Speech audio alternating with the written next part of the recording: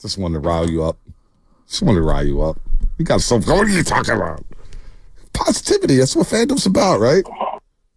Benjamin Allbright. Does he feel positive about Bo Nix being number 12 overall? We'll get to that. KOA Radio in Colorado on Main Man, Big Ben, the master roaster. What's happening, Big Ben?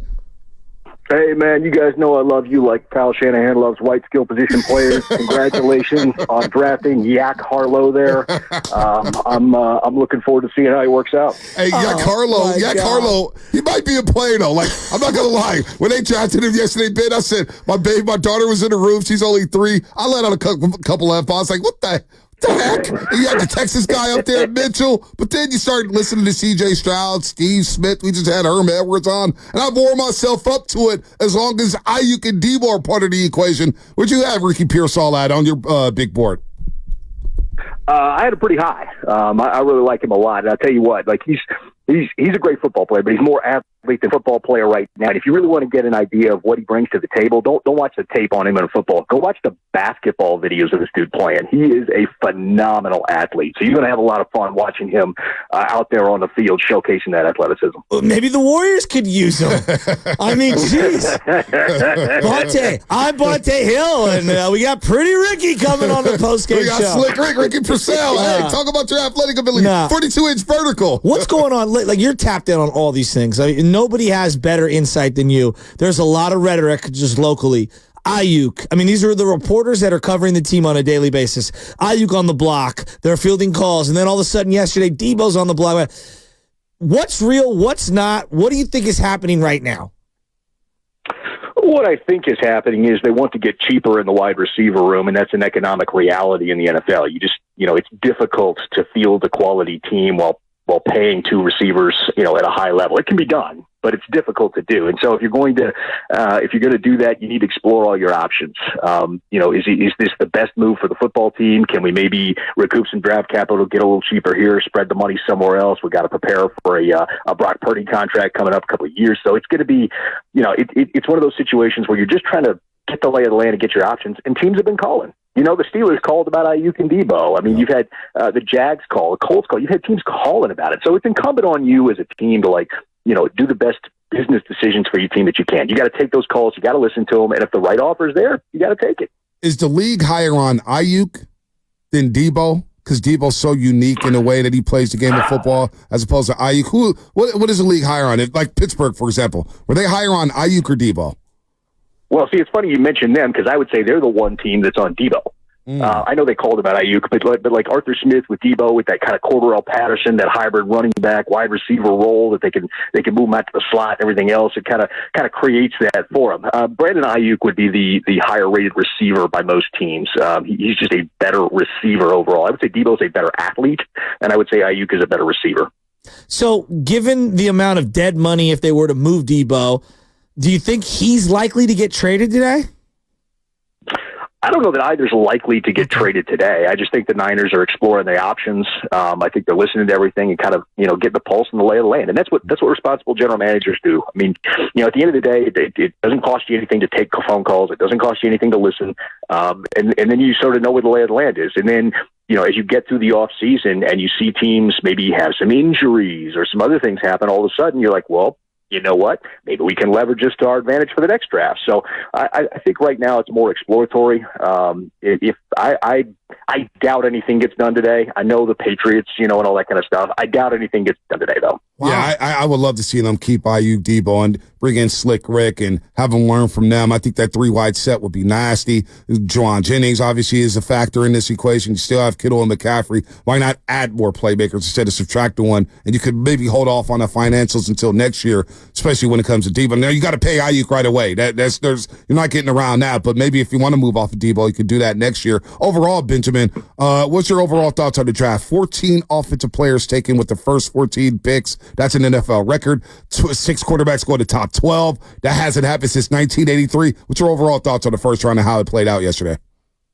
Well, definitely offensive heavy. Teams that wanted defensive players certainly kind of lucked out as they had a ball to them. Look at the Eagles. Have a guy that they were going to trade up for fall in their lap and not draft capital.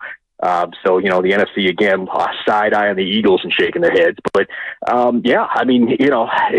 league is thirsty for quarterbacks, and teams love overdrafting quarterbacks more than Mike Silver loves Hugh Jackson. So, I think that at the end of the day, you're always going to see guys get pushed up. You're going to see guys get pushed up maybe more than they should. I know the Penix thing shocked everybody. I mean, here in Denver, it shocked that they did not see that coming. They did not see it coming. So, I think end of the day, we have to prepare for the future being quarterbacks are just going to be overdrafted and teams will talk themselves into a belief in a guy. And, you hope it works out for them. But statistically, doesn't matter how many quarterbacks are drafted in the first. Statistically, 2 of them are going to work out and the rest are going to bust.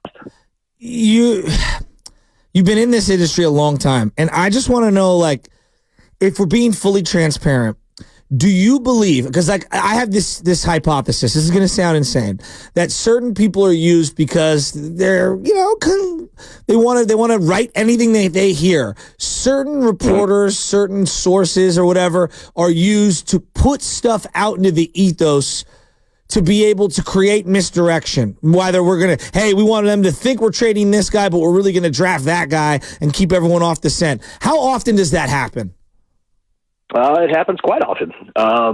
Teams are trying for any edge or advantage they have. And, as somebody who's working in the industry, you got to kind of work those relationships as best you can. You got to try to learn to parse the difference, and you have to make it known that, hey, you make me look bad, then there's no relation. You're not getting anything out of me going forward.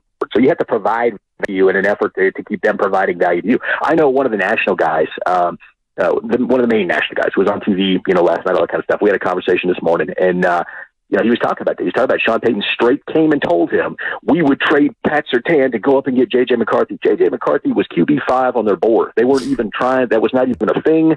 All this kind of stuff. And he admitted it after, but he came up and told that guy that. And that guy didn't run it on the air, but he could have, And so that was one of those things that, you kind of have to learn to parse the difference and look at this stuff. Teams will lie to reporters. They will do it. They'll lie to the fans. Yeah, we feel like there's a reporter out here in the Bay Area who's getting running around and he's tweeting things nonstop about this guy. Kind of can't read his stuff here. So Bo Nix falls into Denver, and you were all over it because we all follow you on Twitter. And you were all over Bo Nix. Why did Sean Payton and the Denver Broncos fall in love with Bo Nix? Because we have different opinions on Bo Nix on whether or not he could be elite at the next level. Why were the Broncos so high on Bo Nix and obviously selecting him 12 overall? Well, first of all, that coded message wasn't my most clever work. Somebody caught me this year. I've coded the draft pick every year for the last 6 years, and somebody finally caught me this year, so I had to fess up. But about 5 hours before the draft. But why were they on Nix? I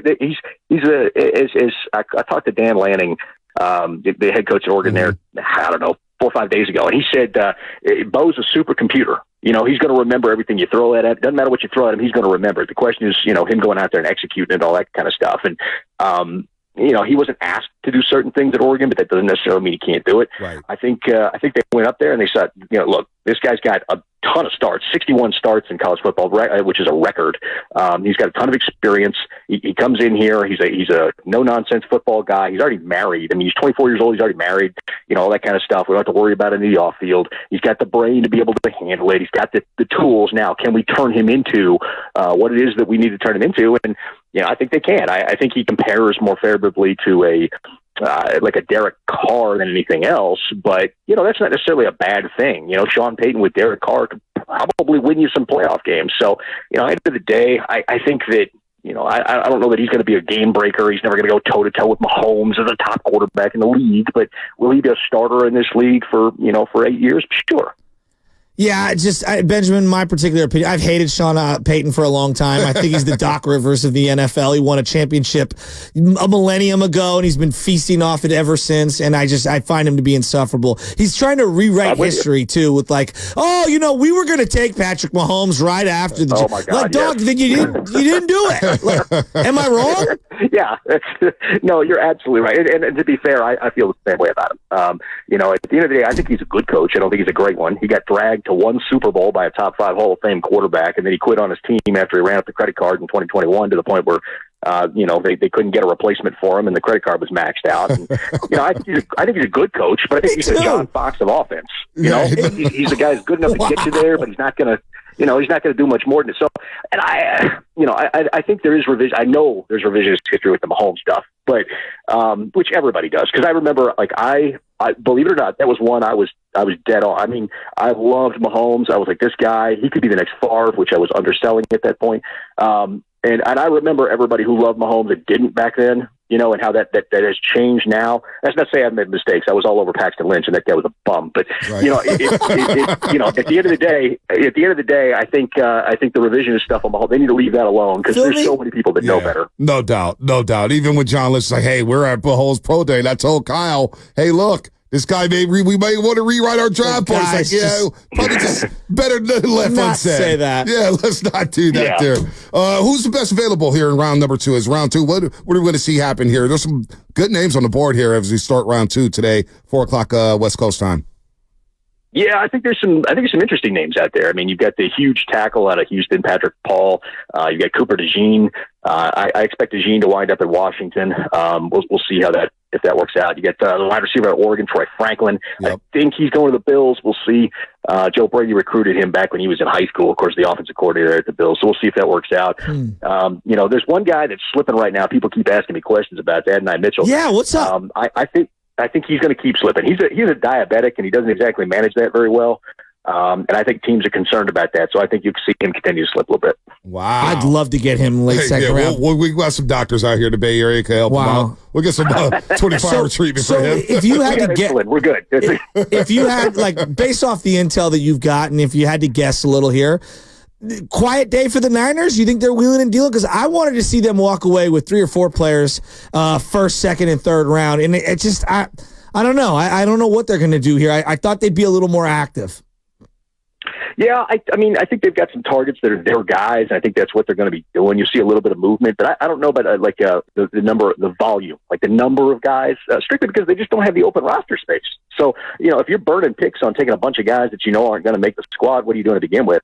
I think you'll see some moves.